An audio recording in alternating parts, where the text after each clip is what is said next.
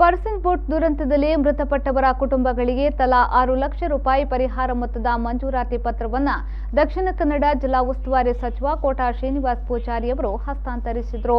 ಇನ್ನು ಮೃತರ ಕುಟುಂಬಕ್ಕೆ ತಲಾ 6 ಲಕ್ಷದಂತೆ ಒಟ್ಟು 36 ಲಕ್ಷ ರೂಪಾಯಿ ಚೆಕ್ ಅನ್ನು ವಿತರಿಸಲಾಯಿತು. ಈ ವೇಳೆ ಮಾತನಾಡಿದ ಸಚಿವರು, ಮೃತಪಟ್ಟವರ ಕುಟುಂಬಗಳಿಗೆ ತಲಾ 6 ಲಕ್ಷ ರೂಪಾಯಿ ಪರಿಹಾರ ಮೊತ್ತದ ಮಂಜೂರಾತಿಯನ್ನ ಮಾಡಲಾಗಿದೆ.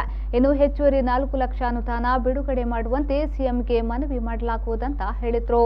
ಜಿಲ್ಲಾಧಿಕಾರಿ ಕಚೇರಿಯಲ್ಲಿ ನಡೆದ ಕಾರ್ಯಕ್ರಮದಲ್ಲಿ ಸಂಸದ ನಳಿನ್ ಕುಮಾರ್ ಕಟೀಲ್, ಶಾಸಕ ವೇದವ್ಯಾಸ್ ಕಾಮತ್, ಜಿಲ್ಲಾಧಿಕಾರಿ ಡಾಕ್ಟರ್ ರಾಜೇಂದ್ರ ಕೆವಿ ಉಪಸ್ಥಿತರಿದ್ದರು.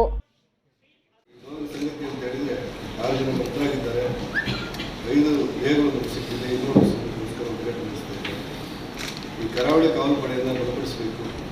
ನಮ್ಮ ಮೀನುಗಾರಿಕೆ ರಕ್ಷಣೆಗೆ ಮತ್ತು ಅವರಿಗೇನಾದರೂ ಸಮಸ್ಯೆಗಳಾದರೆ ಅದನ್ನು ಪರಿಹಾರ ಮಾಡಲಿಕ್ಕೆ ಸರ್ಕಾರ ಮುಂದಾಗಬೇಕು ಅಂತ ಹೇಳಿ ಇವತ್ತು ಗ್ರಾಮ ಮಂತ್ರಿಗಳಿಗೆ ನಮ್ಮ ರಾಜ್ಯಾಧ್ಯಕ್ಷರು ಸೂಚನೆ ಕೊಟ್ಟ ಹಿನ್ನೆಲೆಯಲ್ಲಿ ತಕ್ಷಣದಲ್ಲಿ ನಾವು ಸರಿಪಡಿಸ್ತೇವೆ ಅನ್ನುವಂಥ ಮಾತನ್ನು ಗ್ರಾಮ ಮಂತ್ರಿ ಬೊಮ್ಮಾಯಿ ಅವರ